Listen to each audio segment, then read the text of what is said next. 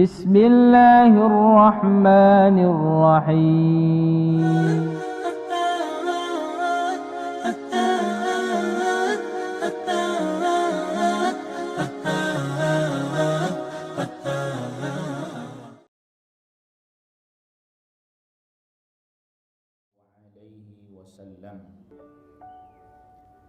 Wa syarrul umur muhdatsatuha wa kullu muhdatsatin bid'ah wa kullu bid'atin dhalalah wa kullu dhalalatin finnar. Ikhwatal iman, a'azzakumullah. Pada pertemuan kita di kesempatan pagi hari ini pada pembahasan kitab Al-Kabair, sekarang kita masuk pada Al-Kabiratus Sabi'atu Wassittun, dosa besar yang ke-67. Al-Imam Al-Zahabi menyebutkan pada dosa besar yang ke-67 ini yaitu adalah Al-Mutaffifu fi waznihi wa kailihi, orang yang mengurangi timbangan dan takaran. Al-Imam Az-Zahabi mendatangkan firman Allah Subhanahu wa taala di surat Al-Mutaffifin, yaitu firman Allah Subhanahu wa taala, wailul lil mutaffifin alladzina idza iktalu 'alan nas yastawfun wa idza kaluhum aw wazanuhum yukhsirun ala yadhunnu ulaika annahum mab'utsun liyawmin 'adzim yawma yaqumun nasu lirabbil 'alamin. Wailul lil mutaffifin, celaka. Ada di antara para ulama tafsir ketika mendapati di dalam Al-Quran kata-kata wail, ada di antara mereka yang memaknainya ay wadin fi jahannam, yaitu salah satu lembah yang ada di dalam neraka jahannam, atau juga disebut dengan neraka wail, ada yang menyebutkan demikian. Tetapi secara makna umum, wailun artinya celaka. Lil mutaffifin, bagi orang-orang yang melakukan tatfif. Nah itu tadi, mengurangi takaran timbangan. Jadi at-tatfif secara umum itu maknanya mengurangi hak. Ya, jadi mestinya dia misalnya haknya dia penuhi, dia beri 10, dia kasih cuma 9 misalnya, atau 8 misalnya, atau bahkan cuman separohnya misalnya. Ini namanya tatfif. Baik itu dalam takaran, dalam timbangan, atau bahkan dalam hal yang lain, dia kurangin hak. Maka oleh karena itu pada ayat selanjutnya Allah Subhanahu wa taala jelaskan, alladzina idza iktalu 'alan nas yastawfun. Kalau dia yang membeli, ini terjemahan bebas biar mudah difahami. Kalau dia yang membeli, dia minta supaya takarannya disempurnakan utuh. Jadi kalau terkait dengan hak dirinya, dia mau haknya penuh, gak boleh dikurangi. Tapi sebaliknya, wa idza kaluhum aw wazanuhum yukhsirun.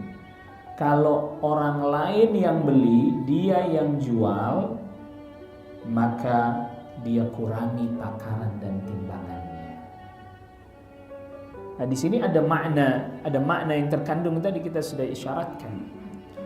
Kalau dia sedang melakukan transaksi, dia sebagai pembeli, dia mau haknya dipenuhi, nggak boleh ada yang dikurangi sedikit pun. Tapi kalau hak orang lain, dia yang jual, dia yang ngurangin hak orang lain. Jadi ini ada makna yang terkandung dari kata tatfif. Jadi mutaffifin ini pelakunya ya. Pelaku tatfif itu disebut dengan mutaffifin, pelakunya. Nah, makna tatfif itu bukan hanya sekedar pada takaran dan timbangan. Maka tadi kita sudah isyaratkan di awal, tatfif itu adalah kalau haknya dia minta dipenuhi. Tapi hak orang lain dia selalu mengurangi hak orang lain, gak dia tunaikan. Maka oleh karena itu sebagian para ulama di belakang, para ulama kontemporer memaknai tatfif dengan makna yang luas seperti yang tadi kita sudah sebutkan. Jadi kalau ada orang misalnya orang itu bekerja misalnya durasinya 8 jam atau berapalah misalnya. Lalu kemudian ternyata dia tidak penuhi itu. Ya mestinya konsekuensinya karena misalnya ada berapa jam yang dia tidak penuhi, ya dia dikurangi, kan konsekuensinya begitu. Dia nggak mau. Gajinya dikurangi, tidak mau, tapi terlambat terus-terusan misalnya. Dan seterusnya. Ini juga bagian dari makna at-tatfif. Maka oleh karena itulah Al-Imam Al-Hafiz Al-Zahabi memasukkan ini ke dalam bagian daripada dosa besar. Dalam takaran jelas zahir, dalam timbangan jelas. Sebagaimana kita maklum ya. Timbangan diakalin biar supaya tadi terjadi hal yang curang dalam timbangan. Takaran juga gitu, takarannya dikasih tambahan lagi. Di takaran beras dalamnya ditambahin lagi, tebel gitu. Jadi seolah-olah penuh bahkan lebih, tapi ternyata sebenarnya apa? Kurang. Kalau itu zahir gitu, nampak. Tetapi makna yang terkandung di situ adalah ya dia nggak penuhi hak orang lain. Tapi kalau dia yang beli, dia periksa, itu bisa jadi timbangannya diperiksa, takarannya diperiksa sama dia. Nah ini namanya tatfif. Jadi dia kurangi hak orang, tapi kalau hak dia tidak mau dikurangi, sedikit pun tidak mau. Nah, ada satu hadis, yang hadis ini menganjurkan bagi para pedagang ketika dia menimbang, idza wazana ahadukum falyurajjih. Bagi para pedagang, misalnya dia menimbang untuk konsumennya, maka falyurajjih, lebihinlah dikit. Karena kalau untuk bisa pas bener begini, timbangan zaman dulu kan begini nih. Untuk bisa pas berimbang begini, ini sulit sekali nih. Ya, sulit sekali. Dan gimana kadang masa ia mau misalnya ada satu, dia belinya buah misalnya, katakanlah ditaruh beli 1 kilo, ternyata cuma dapat 3 buah. Misalnya 1 buah pir misalnya dapat cuma 3 karena besar-besar, masa ia dipotong? Mungkin kalau dicariin ukuran yang lebih kecil masih nggak dapat, masa ia dipotong gitu, dibelah. Maka Rasulullah SAW sabdakan falyurajjih, ya udah lebihin dikit dah, nggak apa-apa, nggak masalah. Ya lebihin dikit nggak apa-apa. Itu bukan berarti pembelinya yang melakukan tatfif, enggak, tapi memang dari pihak penjual yang melakukan hal itu dengan kelapangan hati, keridhaan hati. Falyurajjih, maka hendaklah dia lebihkan dikit, tak masalah. Nah itu ya. Di ada panduannya dari Rasulullah SAW. Ini diantaranya hadis diriwayatkan oleh Abu Dawud dan yang lainnya. Idza wazana ahadukum falyurajjih, apabila salah seorang di antara kalian menimbang untuk orang lain, lebihin dikit, enggak masalah dilebihkan. Nah maka oleh karena itu, seperti yang disebutkan di dalam ayat ini, kalau Anda jadi pembeli ingin supaya takaran timbangannya dipenuhi, begitu juga kalau Anda menjual, hak orang, takarannya, timbangannya juga disempurnakan. Jadi yastawfun alladzina idza iktalu 'alan nasi yastawfun, minta sempurna, pas atau bahkan lebih. Tapi giliran dia yang jual, yukhsirun, dia rugiin orang. Dia bikin orang jadi rugi, dia kurangi dan seterusnya. Waliyadzubillah. Nasallallahu alaihi. Nah, yang semisal seperti ini, permasalahan at-tatfif ini masuk kalau dalam bab muamalah, masuk ke dalam az-zulm, masuk dalam kezaliman. Sebagaimana kita ketahui dalam bab muamalah ada 3 poin yang betul-betul harus kita perhatikan. Yang ini adalah merupakan ranjau muamalah 3. Yang pertama adalah al-zulm, kezaliman. Yang kedua adalah riba. Dan yang ketiga adalah al-ghararul fahish. Gharar, ketidakjelasan yang sangat gak bisa ditolerir. Berbeda dengan al-ghararul yasir, ketidakjelasan tapi levelnya ringan atau tidak bisa tidak. Misalnya contoh, Anda beli semangka 1 buah gitu. Nah, paling kan bisa dicek sedikit gitu, dibelah sedikit, oh manis, nggak mungkin dibelahin semua biar tahu manis apa enggaknya kan gitu. Rugi itu pedagangnya, paling sedikit. Nah itu kan al-ghararul yasir, ketidakjelasan yang relatif sedikit, dan itu dia tidak buat-buat. Ya berbeda dengan itu tadi, ada orang jual buah yang dicicipin yang manis ya gitu Pak. Kalau ditaruh misalnya buahnya duku, misalnya ditaruh yang manis di atas gitu, cicipin Pak, cicipin di atas, pas dia nyicipin yang atas, oh manis. Pas giliran dia beli, diserokinnya yang dalam yang bawah Pak, ternyata yang di dalam yang bawah yang apa? Yang asam. Sampai rumah cicipin, loh kok asam, tadi di sana nyicipin apa? Manis. Nah, ini masuk dalam kezaliman juga, ini namanya al-ghish, penipuan. Ya, bagian dari penipuan. Dan Rasulullah SAW pernah itu sidak pasar. Ternyata ada penjual gandum, kalau mungkin di kita penjual beras, yang ditaruh bagian atas tuh gandumnya yang bagus-bagus, kualitas bagus, kering, bagus sekali. Yang di dalam bagian bawahnya, yang di bagian dalamnya itu gandum yang kualitasnya jelek, bahkan masih basah dan seterusnya. Ketika Rasulullah SAW sidak pasar, masukin tangannya Rasul ke dalam. Pas dia ambil, loh kok basah ini, yang bagian dalam ini kualitasnya buruk. Seraya Rasulullah SAW bersabda, man ghasya falaysa minna. Yang melakukan perbuatan nipu kayak begini nih bukan bagian dari kami. Maksudnya bukan dari ajarannya Rasulullah SAW. Jadi masuk ke dalam az-zulm, kezaliman, at-tatfif, ngurangin takaran timbangan. Kemudian tadi misalnya menyembunyikan keadaan barang yang tidak dia ceritakan semestinya, atau dia tampilkan tidak sesuai dengan barang aslinya, yang didisplay apa gitu. Ternyata pas yang datang kok nggak sama yang dipoto. Ya kalau foto kan bisa apa?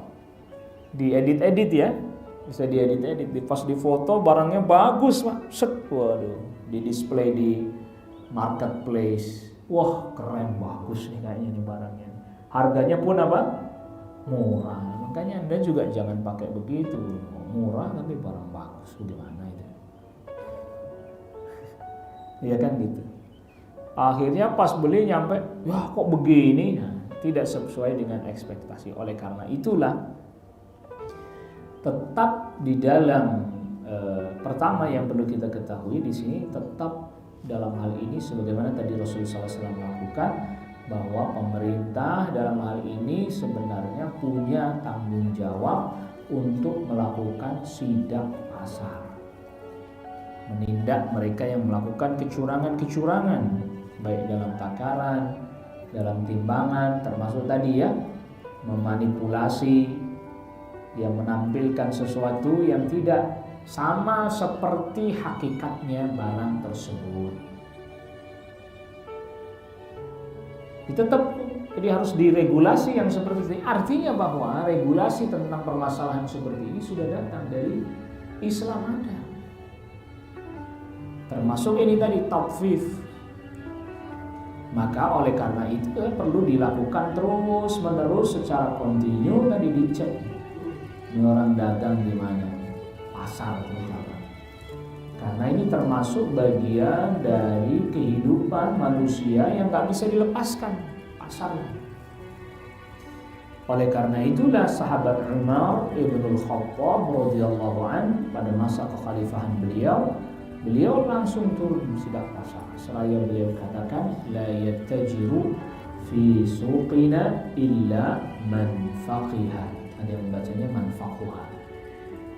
Tidak boleh dia ikut berdagang di pasar kami, yaitu di pasar Madinah, illa man faquha, kecuali orang yang telah mengerti hukum-hukum dasar transaksi, termasuk tadi nggak boleh berlaku curang dan seterusnya. Nah lalu ini tentu berangkat dari keimanan, keyakinan kita akan hari akhir. Makanya di dalam ayat ini di surah Al-Mutaffifin, setelah membicarakan siapa itu Al-Mutaffifin, maka Allah Rabbul Alamin firmankan, ala yadhunnu ulaika annahum mab'utsun. Tidakkah mereka yakin bahwa mereka pasti akan dibangkitkan? Kata-kata yadhunnu di dalam ayat ini, ayat yang ketiga dari surat Al-Mutaffifin, ini berarti yakin, bukan menyangka, bukan menduga, bukan. Maknanya yakin. Tidak yakinkah dia atau orang yang berbuat kecurangan ini, orang-orang yang berbuat kecurangan ini, gak yakinkah bahwa dia nanti akan dibangkitkan? Liyaumin azim, pada hari yang sangat agung, yaitu yauma yaqumun nasu li rabbil alamin. Hari di mana seluruh manusia berdiri di hadapan Allah Rabbul Alamin, mempertanggungjawabkan segala perbuatan-perbuatannya. Maka al-iman bil yaumil akhir, iman terhadap hari akhir, itu menjadi sesuatu yang sangat penting untuk selalu diingatkan agar kita menjaga perbuatan-perbuatan kita. Maka kita dapati banyak di dalam hadis yang sahih terkait dengan memperbaiki perilaku kita, memperbaiki akhlak kita. Rasulullah SAW sabdakan dengan redaksi, dengan lafaz, man kana yu'minu billahi wal yaumil akhir. Siapa orang beriman kepada Allah dan hari akhir, falyukrim dhaifah, muliakan tamunya, fala yu'dhi jarah, jangan dia sakiti tetangganya, falyakul khairan aw liyasmut, bicara baik, kalau nggak bisa apa? Diam. Ini. Maka dalam hadis tersebut Nabi SAW sebutkan pertama iman kepada Allah. Ini semuanya tentu iman terkait dengan rububiyahnya Allah, uluhiyahnya Allah, nama-nama dan sifat-sifat Allah, yang merasa selalu diawasi oleh Allah segala perbuatannya, segala tindak tanduknya dan seterusnya. Dia pun beriman kepada hari akhir. Beriman kepada hari akhir termasuk diantaranya dia nanti akan dibangkitkan, dikumpulkan di mahsyar, dihisab oleh Allah Rabbul Alamin. Itu betul-betul dia fahami, dia yakini betul, detail rinci, sehingga gak berani dia. Dan ini pada setiap masalah, apalagi terkait dengan hak manusia. Karena terkait dengan hak manusia, kita gak bisa cuma taubat mengampun kepada Allah. harus minta halal dari orang itu. Dan itu bukan sesuatu yang mudah ya. Ya bukan sesuatu yang mudah. Maka oleh karena itu diingatkan kita oleh Allah Rabbul Alamin kaitannya dengan ini hubungan dengan sesama manusia. Hati-hati. Ya, hati-hati. Jangan sampai kita nanti dihisab urusannya jadi panjang karena sebab pernah melakukan perbuatan yang seperti ini. Bahkan sebagaimana di dalam hadis yang sahih diriwayatkan oleh Al-Imam Muslim, kita bisa jadi orang yang bangkrut, yang muflis. Kita sholat, kita puasa, kita ibadah, nanti pas di hari akhir karena kita ngurangin takaran, timbangan, ngurangin hak orang dan seterusnya, maka nanti ngezalimin orang termasuk. Yang akhirnya kemudian semua amal ibadah kita, pahalanya dikasih ke orang itu. Kalau sudah habis, ya dosanya dia yang dikasih ke kita. Na'udzubillah. Sallallahu alaihi wasallam. Maka oleh karena itu ini di dalam surat Al-Mutaffifin, Allah Rabbul Alamin ketika menyebutkan tentang orang-orang yang berlaku tatfif, apa dia nggak tahu? Apa dia nggak yakin bahwa nanti dia akan dibangkitkan pada hari yang sangat agung, hari kiamat, berhadapan atau berdiri di hadapan Allah Rabbul Alamin? Apa maksudnya berdiri di hadapan Allah Rabbul Alamin, mempertanggungjawabkan semua apa yang dia perbuat? Makanya tadi kita sudah katakan hak terkait dengan manusia tidak bisa cuma taubat kepada Allah Rabbul Alamin, nggak bisa. Mesti harus ada raddul mazalim. Sebagaimana dijelaskan oleh Imam Nawawi. Orang dia bertobat terkait dengan hak manusia, raddul mazalim, dia mesti mengembalikan dan memenuhi apa yang pernah dia lakukan dari kezaliman atau meminta halal dari orang tersebut, istihlal, minta dihalalkan. Jadi perilaku seperti ini terjadi pada masyarakat kaumnya Nabi Syuaib alaihi salam. Nah, kalau ada orang yang bertanya, loh, kenapa mereka sampai diazab oleh Allah Rabbul Alamin? Jawabannya, mereka berbuat kekufuran.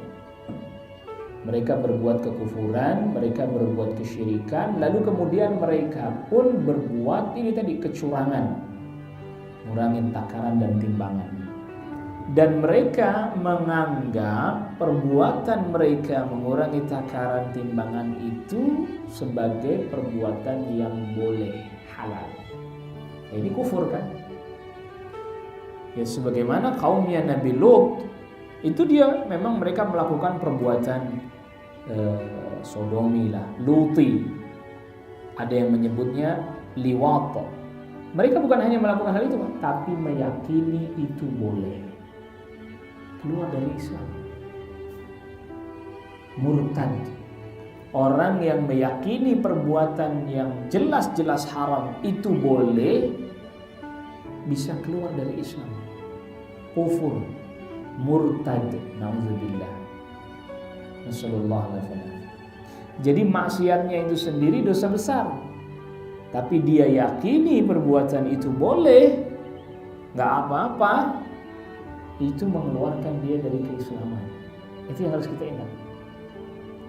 Ya, dan apabila di tengah-tengah satu kaum, di tengah-tengah satu masyarakat, dosa yang paling besar aja udah dikerjakan, kesyirikan dikerjakan, apalagi dosa-dosa yang di bawahnya. Apalagi dosa-dosa yang di bawahnya. Makanya ngurangin takaran, timbangan banyak terjadi. Ya, manipulasi dan seterusnya. Ayam dikasih boraks dan seterusnya. Itu jangankan yang gitu, kesyirikan aja udah dia kerjakan. Sehingga para ulama katakan, apabila satu masyarakat dosa yang paling tinggi, dosa yang paling besar, kesyirikan udah dikerjakan, sudah dilakukan di tengah masyarakat itu, dianggap biasa atau bahkan malah justru na'udzubillah dianggap sebagai sebuah ibadah. Syirikan kan dianggap sebagai ibadah sebagian orang hari ini, maka dosa-dosa besar yang di bawahnya itu bisa dikatakan mesti ada, mesti terjadi. Nggak bisa nggak, karena itu statusnya cuma di bawahnya. Kalau yang paling tinggi aja mereka langgar, apalagi yang cuma di bawahnya mesti dianggap remeh, dianggap enteng. Masa gini aja nggak boleh. Ya kalau saya nggak begini ya nggak dapat untung banyak saya nih. Masa dagang bertahun-tahun begini-begini aja. Akhirnya kemudian Allah Rabbul Alamin, waliyadzubillah, Allah angkat keberkahan dari perdagangan kita, dari transaksi kita, dari jual beli kita dan seterusnya, diangkat, hilang. Ya orang kesyirikan aja dikerjain, dilanggar. Ya. Mulai dagangnya aja udah pakai apa pesugihan segala macam dan seterusnya. Itu aja udah dilanggar, apalagi cuman takaran timbangan, apalagi cuman curang-curangan, ikan dicelupin kasih perwarna segala macam. Ya kesyirikan aja dia udah kerjain gitu. Kesyirikan saja sudah dia kerjakan, udah dia langgar, apalagi kan di bawahnya. Nah itulah mengapa porosnya da'watul anbiya, porosnya dakwahnya para nabi, para rasul itu kepada tauhid. Bukan berarti yang lain gak dijelaskan, enggak. Itu jadi prioritas karena itu yang paling tinggi. Sebab kalau itu sudah dilanggar, itu sudah terjadi, maka maksiat-maksiat yang lain yang dibawa mesti akan terjadi. Dan maksiat itu apapun bentuknya, itu bagian dari berbuat kerusakan di muka bumi. Makanya misalnya contohnya ini tentang ngurangin takaran timbangan. Allah Subhanahu wa taala berfirman di surat Hud pada ayat yang ke-85, wa auful mikyala wal mizana bil qist wa la tubkhisun nasa wa la tabkhasun nasa asya'ahum wa la ta'thaw fil ardi mufsidin. Penuhi takaran timbangan dengan penuh keadilan. Jangan kurangi hak manusia dan jangan kalian berbuat kerusakan di muka bumi. Jadi maksiat apapun bentuknya itu kerusakan di muka bumi. Karena dengan sebab kemaksiatan itu Allah Rabbul Alamin datangkan bencana, musibah dan seterusnya. Bagi orang mukmin jadi pelajaran, bagi orang yang kufur makin tambah kufur dan seterusnya. Dan juga Allah Azza wa Jalla juga berfirman di tempat yang lain, itu di surat Al-Isra ayat ke-35, wa auful kaila idza kiltum wazinu bil qistasil mustaqim. Penuhi takaran apabila kalian menakar. Timbanglah dengan timbangan yang berimbang, yang lurus, maksudnya enggak diakal-akalin. Dzalika khairu wa ahsanu ta'wila. Yang demikian itu yang terbaik, jalan yang terbaik yang harus kita lakukan. Dan orang yang melakukan kecurangan-kecurangan seperti ini kan berarti masuk ke dalam bagian dia khianat ya. Ya namanya ndak amanah, melakukan kecurangan berarti ini adalah khianat. Sedangkan kita ketahui Rasulullah SAW bersabda di dalam hadis yang sahih diriwayatkan Al-Bukhari dan Muslim bahwa tanda-tanda orang munafik diantaranya adalah wa idza tumina khana. Apabila dia diberikan amanah dia khianat. Takaran timbangannya diakalin, dicurangin, berarti dia dikhianat. Maka ada pada dirinya tanda-tanda kemunafikan. Ya di sini ditungguin aja orang curang. Apalagi nggak ditungguin. Makanya kalau ada kayak itu latihan misalnya suruh dia ngambil tapi dia bayar sendiri, di kita masih susah itu. Iya, ngambilnya berapa dia bayar sendiri, penuh kesadaran dan seterusnya, susah. Tapi memang perlu dilatih. Iya, saya pernah belanja di sekitaran Makkah tapi nggak dekat Masjidil Haram, agak jauh. Itu penjaga tokonya cuma satu. Kita beli buang, suruh nimbang sendiri. Kita ambil nimbang sendiri. Nanti di kasir ditanya berapa kilo. Kasirnya nggak pernah ngecek Pak. Berapa kilo? Kita 1 kilo. Ya udah, bayar. Pergi. Itu kasirnya nggak pernah ngecek ini bener nggak 1 kilo, terus di situ ada timbangan lagi, dia timbang lagi, enggak, dia datang nih udah diplastikin sama orangnya sendiri, udah dia timbang di sono, datang tanya sama kasir berapa kilo, 1 kilo di anggur kan, berapa kilo, 1 kilo, 1 kilo sekian, bayar. Dia nggak ngecek lagi tuh. Dia nggak ngecek lagi. Wah kalau di kita begitu Pak, wah rugi tuh pokoknya, tahu-tahu barangnya habis, duitnya nggak ada aja gitu. Atau duitnya sedikit aja ya. Ya, ngambilnya 2 kilo, ngakunya 1 kilo atau 1,5 kilo, ngambilnya ngakunya 1 kilo. Dibiarin ambil sendiri, ntar tanya berapa 1 kilo, ya udah bayar sekian 1 kilo, udah pergi. Ditambahin kasih plastik lagi tambahan misalnya, ya udah deh pergi. Nggak dia cek lagi. Jadi di kita yang seperti ini, wah sulit ini, orang yang penjualnya malah yang bikin curang ya kan. Timbangan yang diakalin. Nauzubillah. Nasallallahu alaihi wasallam. Kalau dia berpikirnya gini, kalau yang curang dia udah biarin deh, urusannya dia. Tapi jangan sampai saya sebagai penjual yang curang.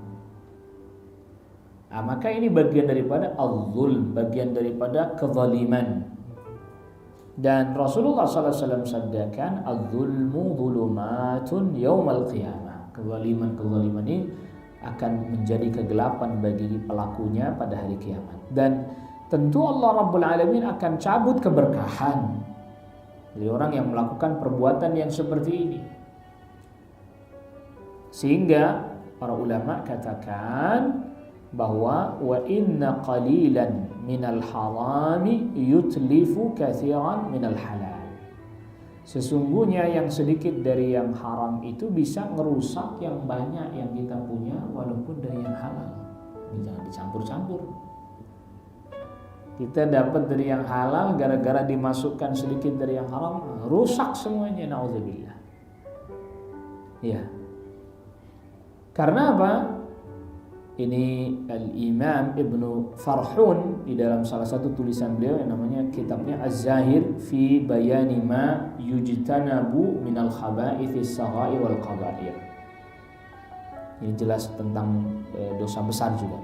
Wa innaka idza khunta fi dirhamin khanaka iblis wa'wanu fi 70 dirham. Dicontohkan, kalau seandainya Anda tidak amanah terkait dengan 1 dirham, maka iblis dan syaitan dan pembantu-pembantunya akan mengkhianati Anda pada 70 dirham. Maknanya kita curang 1 dirham, kita bisa menyebabkan 70 dirham yang kita miliki dari halal hilang begitu saja. Maka oleh karena itu apabila sebagian kita atau sebagian orang yang berdagang dan seterusnya, kok perasaan saya duitnya kagak ngumpul ya, bisa jadi karena sebab itu diangkat keberkahannya oleh Allah Rabbul Alamin. Curang 1 dirham, hilang 70 dirham. Maka Al-Imam Az-Zahabi katakan ini selanjutnya, wa dzalika darbun minas sariqah. Mengurangi takaran dan timbangan ini merupakan salah satu bentuk dari pencurian, tapi tidak seperti pencurian yang dipotong tangan enggak, tapi ini bentuk dari pencurian, dia mencuri. Wal khiyanati, dan berkhianat seperti tadi kita sudah singgung. Wa aklil mali bil batili, dan memakan harta manusia dengan cara yang batil. Dengan cara yang batil. Dan Allah Subhanahu wa taala setelah menyebutkan ayat-ayat tentang saum, tentang puasa sampai ayat 197 dari surat Al-Baqarah, ayat 188-nya Allah Subhanahu wa taala berfirman, wala ta'kulu amwalakum bainakum bil batil. Janganlah kalian memakan harta di antara kalian dengan cara yang batil. Ini termasuk aklu amwalin nasi bil batil. Ya, memakan harta manusia dengan cara yang batil tadi, takaran dikurangin, timbangan dikurangin dan seterusnya. Ya tadi diwarna-warnain dengan warna palsu, buah semangka disuntikin gula misalnya. Biar apa? Biar manis. Macam-macam. Kita mungkin sebagian kita bahkan pernah nonton ada tayangan di salah satu televisi swasta itu. Ya kan? Dagingnya dicampur sama yang haram. Bayangkan kita tinggal di negeri yang mayoritas muslim, yang katanya, tidak tahu saya updatean datanya, saya tidak tahu, belum tahu, yang katanya muslim terbesar di Asia Tenggara katanya. Tapi kita nggak bisa nyaman dan tentram untuk membeli kebutuhan kita. Bayangin coba, beli ini, wah ini dagingnya bener nggak nih daging sapi? Jangan-jangan dicampur sama daging celeng. Bayangkan di negeri yang mayoritas muslim kita nggak nyaman, nggak tentram untuk membeli sesuatu. Ya pedagangnya kan orang Islam juga ini, yang melakukan perilaku seperti ini orang Islam juga. Maka kalau kita ditanya tentang hal itu, jawabannya adalah ya jangankan yang itu, maksiat yang begitu, kesyirikan aja udah dikerjakan, kesyirikan aja di mana-mana, dibela bahkan dipertahankan atas nama tradisi, budaya dan macam-macam itu. Apalagi cuman ini. Makanya tadi kalau kesyirikannya nggak diberantas, nggak didakwahi, yang ini juga nggak akan hilang. Maka coba perhatikan ya ketika Rasulullah SAW di Makkah. Sebagian orang-orang Makkah ada yang riba nggak? Mengerjakan riba nggak? Ada. Sebagian orang-orang Makkah ada yang zina nggak? Ada. Bahkan sampai praktek poliandri terjadi di Makkah. Satu perempuan punya 10 suami. Gitu. Terjadi penyimpangan-penyimpangan itu terjadi. Silakan buka di dalam sirah. Kejadian itu, penyimpangan-penyimpangan terjadi. Perzinahan, banyak perzinahan. Dan seterusnya. Tetapi coba perhatikan, detail rinci perhatikan. Rasulullah SAW dakwahnya fokus. Bukan berarti yang ini nggak diperhatikan. Fokus menjelaskan tauhid. Terus begitu. Dan ternyata yang paling membuat mereka marah itu. Yang paling bikin mereka marah itu. Makanya dai itu, orang yang dakwah itu, tentu kita bicarakan semua pelanggaran-pelanggaran agar dijauhi, kita bicarakan. Cuman misalnya masalah ini, kurangin takaran, kurangin timbangan. Kita bicara di masjid manapun, di tempat manapun kira-kira. Orang setuju nggak boleh itu? Setuju, Pak. Oh iya bener tuh Pak Ustaz. Nggak boleh itu. Ngurangin takaran timbangan nggak boleh itu. Zalim itu, berbuat curang. Setuju, orang pada setuju. Tapi giliran kita jelaskan ini kesyirikan, ini tidak ada tuntunannya dari Nabi SAW. Kita ngomong di mana? Orang banyak setuju apa enggak, Pak? Ini keras, intoleran, merasa benar sendiri, seolah-olah pemegang kunci surga. Jadi kalau kita misalnya ini kajian kitab kabair, pas pembahasannya terkait dengan ini tadi, terkait dengan nggak boleh melakukan kecurangan dalam bab muamalah, setuju, nggak boleh curangin takaran. Oh bener, langsung mereka meresponnya karena masalah ini termasuk sesuatu yang orang masih banyak tahu. Sebagaimana misalnya kita katakan tidak boleh berzina, nggak boleh mencuri. Iya kan? Termasuk yang misalnya nggak boleh korupsi, dan itu kan bagian daripada kecurangan kan, korupsi itu bagian dari kecurangan, bagian dari khianat juga kan. Setuju orang semuanya. Tapi ketika kita bicara ini kesyirikan nggak boleh, ini tidak ada tuntunan dari Nabi, wah respon langsung apa ini? Hatta yang udah sholat nih ya Pak, Kalau seperti bilang sholat, mari kita sholat, jangan tinggalkan sholat. Iya betul. Ini tapi kalau kita bicara kesyirikan, hatta sebagian orang yang udah sholat pun nggak ngerti kesyirikan, sehingga dia ikut marah. Udah sholat, dia pun udah nggak curang di pasar, dia pun udah nggak melakukan kemaksiatan, ngurangin timbangan takaran, enggak. Tapi ketika dijelaskan kesyirikan, langsung dia bereaksi. Keras, merasa benar sendiri. Maka dakwah itu adalah merupakan satu kesatuan yang nggak bisa dipisahkan. Dan puncaknya adalah menjelaskan tentang at-tauhid dan meninggalkan kesyirikan. Karena apa? Maksiat-maksiat yang lain itu semuanya di bawah syirik. Tetap kita jelaskan. Riba, coba hari ini Pak, alhamdulillah, ini termasuk bagian dari semangatnya kaum muslimin dalam menjalankan agamanya, alhamdulillah. Di tahun-tahun 90-an, tahun-tahun 90-an, cari bank syariah di mana coba? Di mana nyari bank syariah Pak? Itu maka pada saat itu fatwanya sebagian para ulama udah darurat, hatta berangkat haji dia setor duitnya ke bank mana? Konven. Hatta berangkat haji itu Pak, betul enggak? Enggak ada zaman dulu, mana yang bank syariah. Tetapi seiring perjalanan waktu, kadang kita emang kudu kalau mau sadar kudu harus dikasih musibah dulu gitu. Mestinya jangan begitu, jangan nunggu begitu. Lalu kemudian krisis terjadi, moneter segala macam, mulai nih. Orang mulai ada kepedulian, termasuk juga orang mulai bahas tentang riba terperinci. Pada dasarnya semua kaum muslimin sepakat kalau riba itu apa?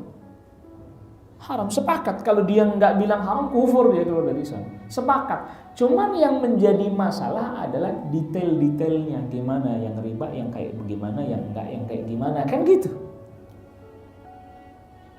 Ketika masuk pada detail-detail itu baru terjadi problem. Sama ketika kita bilang nggak boleh berbuat kesyirikan, orang sepakat semua nggak? Sepakat Pak, sepakat. Tapi giliran disebutin detail-detailnya, yang ini nih kesyirikan nih A, B, C. Wah nyala-nyalahin nih.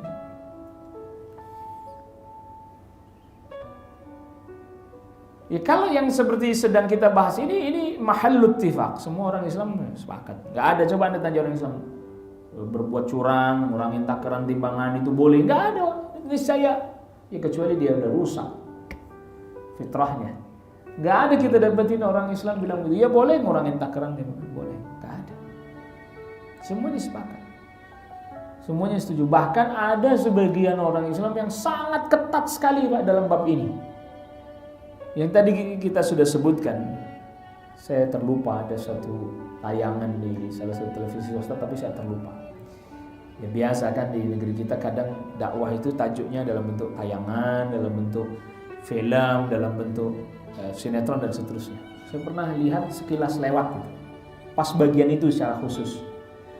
Itu sampai si pedagangnya itu jadi lewat, saya lihatnya lewat media sosial, lewat potongan video. Si pedagangnya itu tadi itu, jadi beli bawang misalnya, salah saya ingat di tayangan itu dia beli bawang. Jadi ini timbangannya belum imbang-imbang Pak. Kurangin jumlah bawangnya, malah kurang, akhirnya dimasukin lagi, lebih, bawangnya sampai dipotong Pak. Satu butir dipotong. Masih belum juga, udah dibagi dua, setengah potong lagi. Nah kalau kita, nah ini salah satu tayangan yang menurut timbangan syariat berlebihan. Nggak gitu-gitu juga kali, karena tadi kita sudah sebutkan makanya di awal Nabi SAW sabdakan falyurajjih, ya udah lebih-lebih dikit, udah biarin, kan gitu tuh. Maka memahami an-nusus wal adillah, memahami nas dalil seperti yang ada dibawakan Imam Zahabi misalnya yang di surat Al-Mutaffifin ini, masih butuh dukungan dalil-dalil terperinci lain untuk mendetailkan hal ini. Kalau kita ngikutin tayangan atau potongan video itu tadi, mungkin kita, oh ya make sense ya. Karena saking kita berusaha untuk supaya nggak mengurangi takaran timbangan, akhirnya sampai perbuatan seperti itu. Ternyata malah bukan begitu yang harus dia tempuh.